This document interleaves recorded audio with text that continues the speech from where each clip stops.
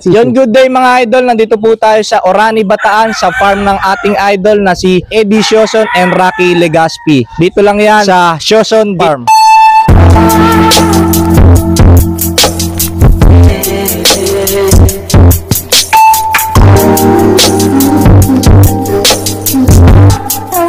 Yan mga idol, kasama natin ngayon si Sir Rocky Legaspi. Happy Sunday sa inyo mga idol. Good morning sa inyo lahat. At I hope okay ang araw nyo ngayon. Andito si Idol Alakdan at ayan, pa-farm tour natin. Tapos mamaya kwentuhan tayo. Idol. So yun mga idol, mag-farm tour tayo ngayon. Sasamahan tayo ni Boss Rocky Legaspi. Yan, kung interesado kayo, tara, samahan nyo kami. Alright. Mga Idol Alakdan, eto, pakita ko sa iyo yung ilan sa mga personal natin na mga lemon at claret, okay? So, ayan, 90% yan. So, ayan, eto nga, may bato. Ito yung mga ginagamit namin. At marami pa. Kung mamaya ikot tayo sa farm, marami tayong breeding pen. Lahat yan nandun. Tapos, ayan nga sinasabi ko sa mga gustong, yung mga sinishare natin. Pag pumunta kayo dito sa farm, lahat to pwede. Kung anong magustuhan nyo, makukuha nyo. Dahil yung nga sinasabi ni Lolo Ed, isa lang yan. So, pag inano natin, pagka nawala isa, na-share natin sa iba, yung mga nandito naman yung ibang kapatid, nanay, tatay, so, makakapag-produce pa rin ng same. O sabi nga ni Lolo Ed, baka higit pa. Okay? Katulad sa mga lemon, sa claret, yan. Bali idol, ngayon lang ako nakakita ng farm na ganyan, yung kumbaga, yung sinishare nyo yung mismong materialis nyo. So, kasi syempre gusto ko yung mga, syempre kung ano yung maayos, yun ang ibigay natin. Kaya meron nga tayo account na andun yung Eddie Sioson, Eduardo Sioson GF, na andun yung mga namin. Makikita nyo naman kahit na papano maganda yung score, kaya bumabalik sa atin yung mga kaibigan natin. So tara mga idol, ipapakita ko sa inyo isa-isa yung flying pen ng kanilang claret at lemon. Ito ang kanilang lemon mga idol. Ayan. Ayan, ganda mga idol. Pag nagpapakain na, kahit na nagbibideo, okay lang magpakain ha.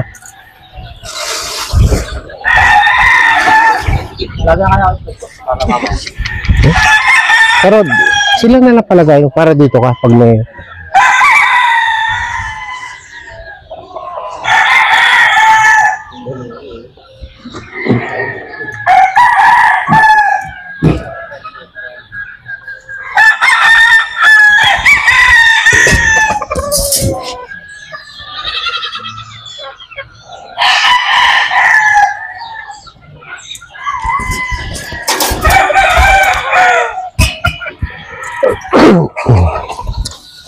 lemon din pala.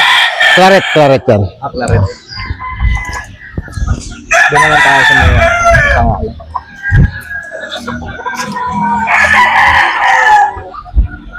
Pag lemon na yan, building na.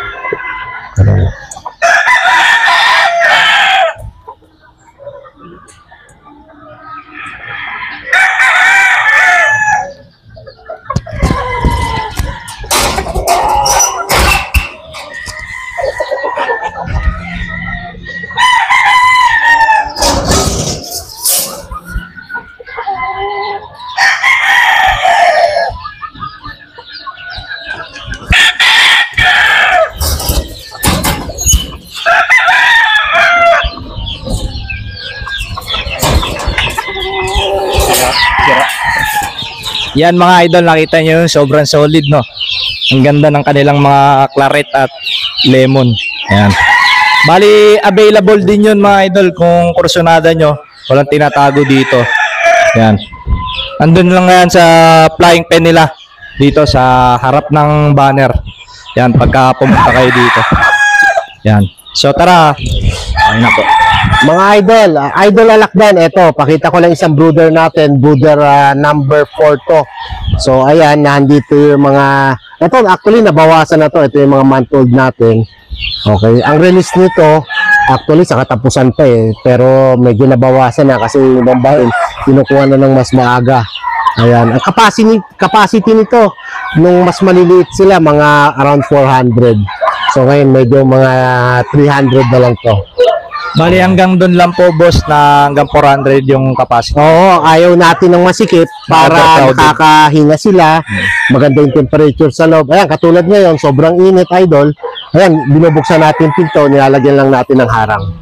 Para at least hindi sila Masyadong mainitan Oo, po. mainitan.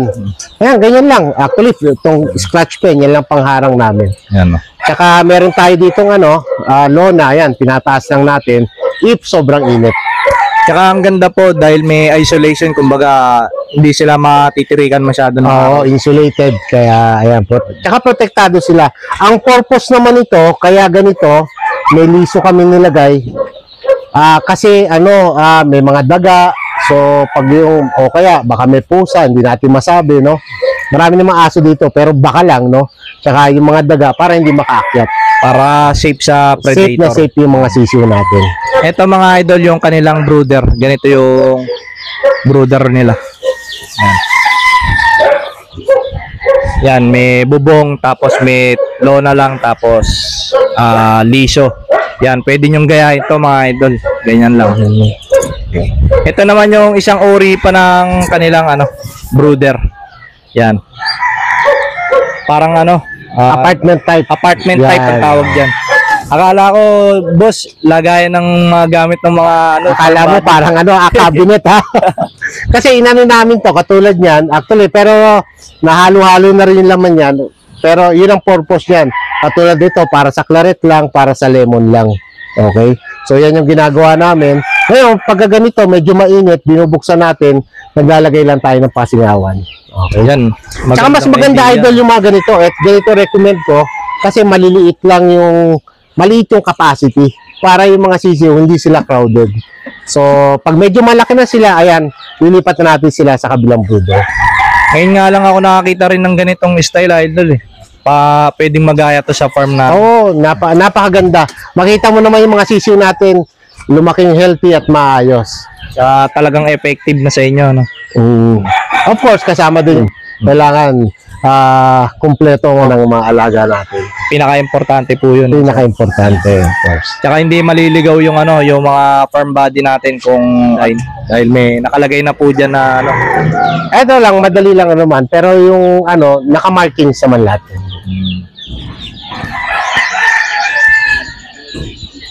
Bali boss, yung ganitong type ng brooder, yung ipa nila, gaano ang tinatagal po niyan? Itong brooder na kasi nito idol, medyo malaki to. So ang palit namin dyan every 2 weeks. So ayan, itong batch ito medyo malalaki na nandyan. Kumbaga ano pong edad po nila niyan? Ito nasa 9 weeks. So 1 month and 6 weeks. 6 weeks. Pa 1.5 months na siya. Tapos after po dito, saan niyo po ililipat? Actually doon sa isang brooder pa, medyo malayo na. Pero ito, pag after naman nila doon, 2 months old, dito na, pa 2 months. Okay? So ito kasi, dito muna sila hanggat hindi pa sila nalalagyan ng mycoplasma at coryza. So pagka okay na sila dito, then range na natin sila.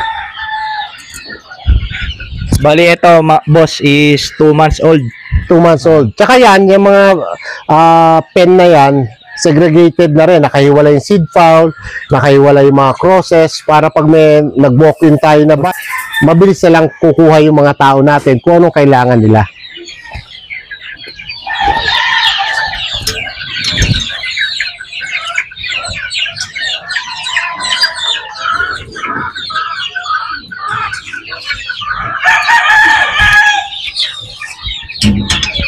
Bali boss, etong mga 2 months old is available din po. Yes, available dito. Dito sa farm, lahat yan available. Basta pumunta kayo dito, kung anong magustuhan nyo, kung anong matipuhan nyo, pwede nating i-share yan sa inyo. Ultimo materials na boss. Ultimo materials, kahit yung ginagamit namin, walang problema.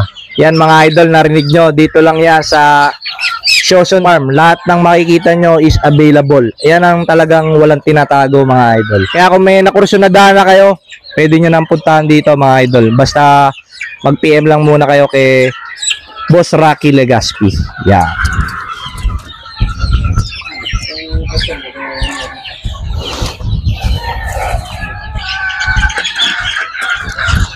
Okay na. Yan mga idol, nandito tayo ngayon sa brooder tree ng Shosun. So yung brooder 5 natin, after doon dito na sila. Ayan, so kung makikita mo idol, no, buhangin na yung ginagamit namin dito.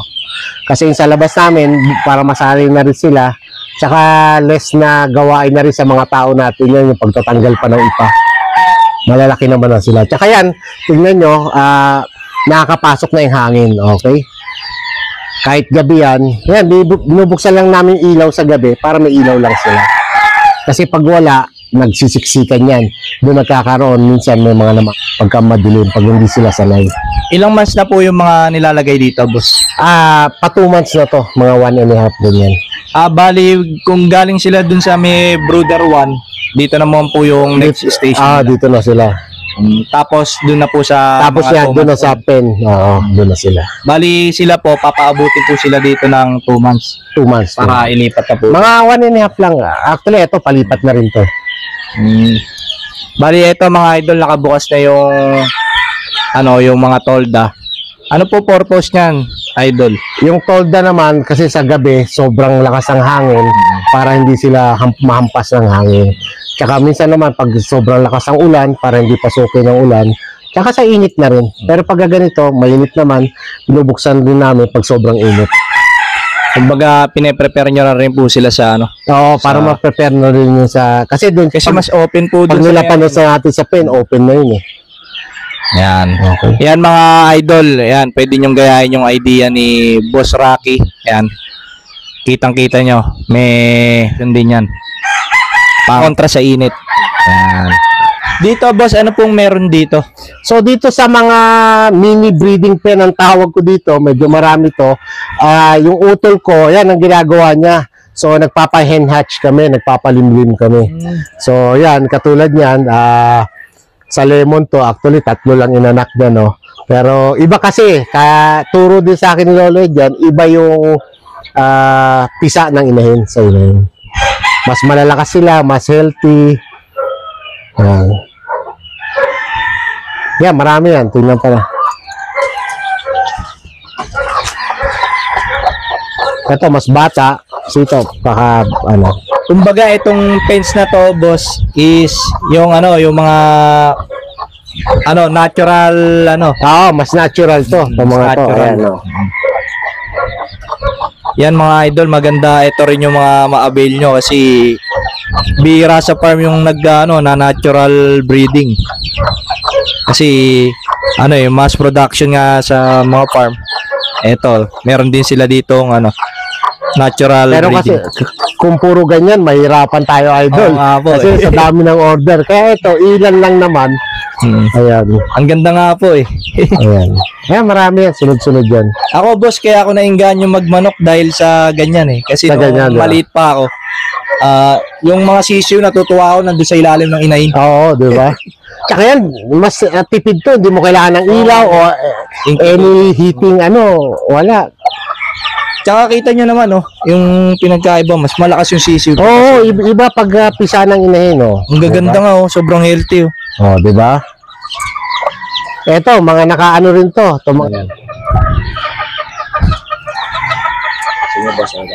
So, bukod dito sa mga mini breeding pen, pati to, dahil ginamit na rin namin to mga hardening, no? Nandiyan, makikita mo, nandiyan yung mga inahin na iba. Karamihan naman dyan, mga lemon din. Tsaka iba, mga raptor sweater. Diyan. Iba nangingitlog na, iba may naglilimlim na.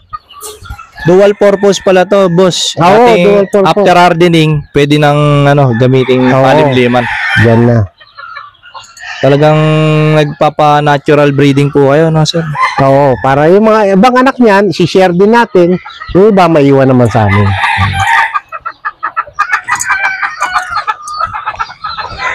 Boss, eto po ba yung sample ng lemon na babae? Tol, dito to. Ayan yan, mga lemon din yan. Ito po. Kuha naman. Ito, 7-8 to. 7818 yan. Ito po yung 7818 na lemon. Yan. Napakaganda. Lemon na lemon yung hakel niya.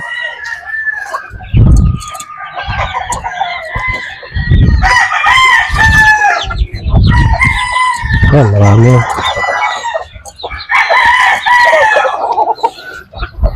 Boss, ano po napansin nyo sa sa natural breeding na sisiw kaysa sa incubator? Kung nakita nyo ba na may pagkakaiba po? Ang pinaka Pagka lumaki po sila, ano po yung difference Ako, nakita ko talagang pagkakaiba yung sa health nila. sa health? Talagang grabe yung lakas nila. Malalakas din naman yung sa incubator hatch, pero yung sa inahin, iba eh.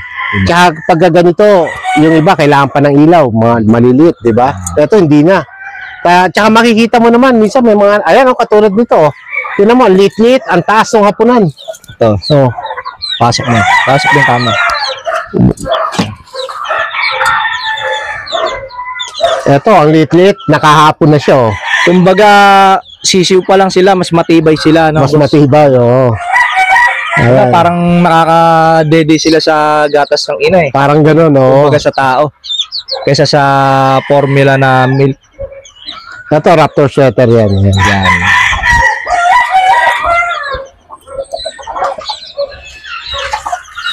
Ikaw lang din. Ito. Ako nga, hindi ako nag-edit. Simpleng edit lang. Dati ako full vlog. Ah, Tapos nag-siman ako. nagkano ka rin sa ibang bansa? Pero ngayon, full-time ka na sa pagmamalak. Ako, Hanson. Ako nag-aalaga. Oo, yun talaga. Nakaraan, pinalis yung ako, nahuli kong di nililinisan yung mga plati. Yun lang. Eh, yun pa naman importante.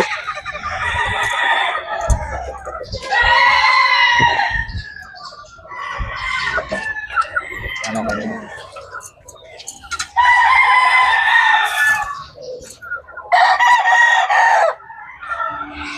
Ito, isang breeding pen namin ng lemon.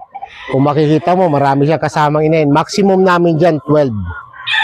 So, ayan, pag katulad yan, medyo bawas na. Yung ibang client natin, dito kumukuha. So, kung ano yung sinasalang namin, doon din kumukuha.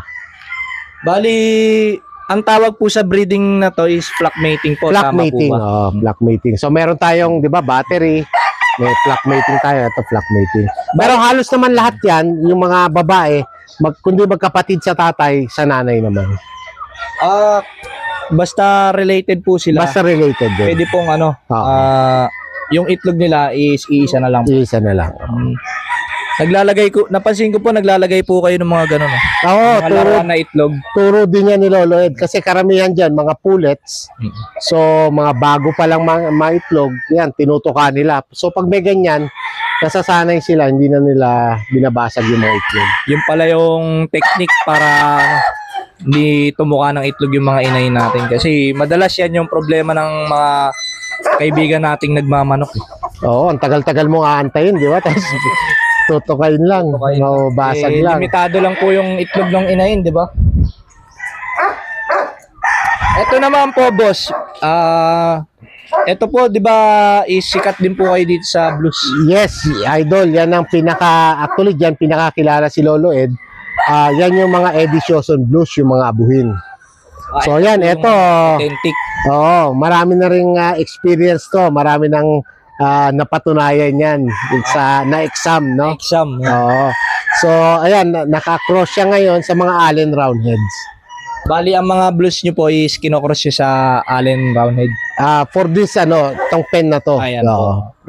Sa mga lemon po, nakaka-cross out. Sa lemon ako cross din, pero ngayon ang pinakamarami naming cross dito sa mga Allen. Ano po yung kinakalabasan ng lemon na kinross nyo sa blues? Matatangkad din po ba? Yun ang purpose eh. Pag sa roundhead, medyo gumaganda yung sukat niya.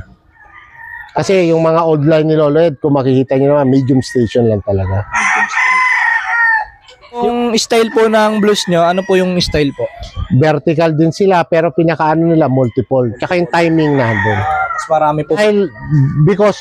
Kasi yung yan, composition yan, nung ginawa ni Lolo Ed yan, he used lemon, pile, tsaka Billy Rubble hatch.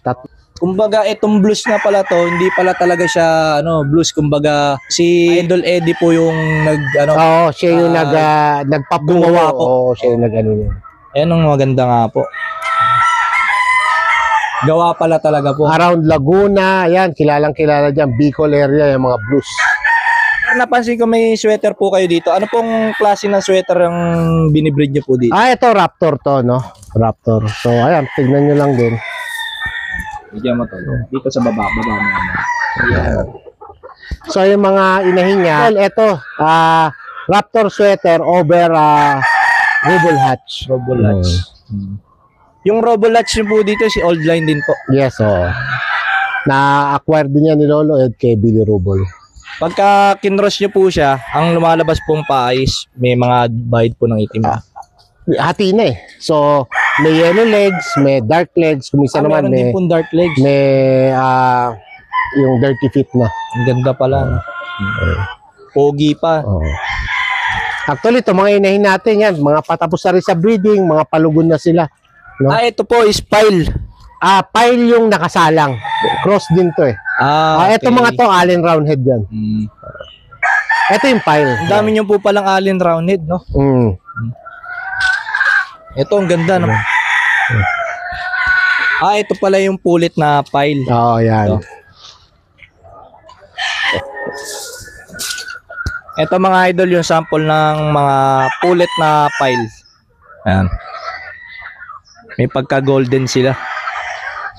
Tsaka, ayan mga yan, medyo may mga edad na rin yan. Na-try nyo na rin po i-cross out yan sa white na Thompson. Oo, ayos din. Ayos din. Ganyan rin po yung lumalabas na Hati din din. sila. Ayan. Boss, bali ang cording nyo dito, ilang heads po yung cording nyo dito? Dito nasa mga around 250 lang to, no? 200. So, ito, mga makikita nyo, mga early bird na yan, karamihan dyan. Ayan, Thompson White. Ito yung ano to, blues over sweater. Blues over sweater pero Pero sweater yung ano po niya. Sweater so, po. ganun kasi kung minsan may lumalabas, hati naman sila.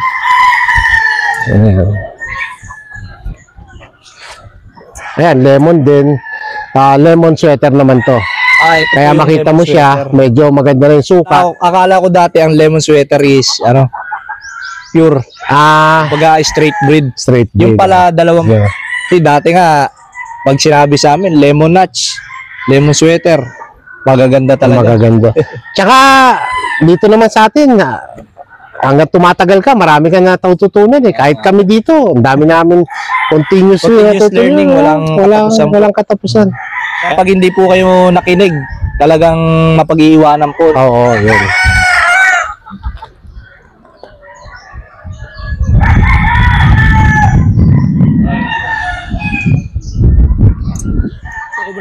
So yun mga idol, dito ko na po tatapusin ang ating vlog. Ayan, mga social media platform nga po pala si Sir. Ayan, pwede nyo i-follow Sir. Ano po yung Mga idol, iba naman sa inyo, naka-follow na, pero yung mga hindi pa, please do follow and like our page. Eddie Shawson and Rocky Legaspi Farm, Eddie Shawson Farm 2, Eddie Shawson and Rocky Legaspi Farm 2. So, tatlo yan. Actually, dati na 4. Medyo nare-report ka, no? So, ayan, tatlo. Mag-message lang kayo. Okay, doon sa personal Facebook ko, Rocky Legaspi. Yan mga idol, narinig nyo naman yung mga legit accounts ni Sir. Kung may kursunada kayo dito na nakita nyo, available lahat yan mga idol. Mag-message lang kayo kay Boss Rocky Legaspi. Yan, i-follow natin siya at suportahan natin siya. So yun lang mga idol, maraming salamat sa lahat ng sumusuporta, sumusubaybay sa Alakdan Game Farm. Yan, kasama natin ang ating idol. Maraming salamat. Idol, maraming salamat sa pagbisita mo, ha? Oo. Yan. See you soon sa mga susunod pa nating vlog. Alright.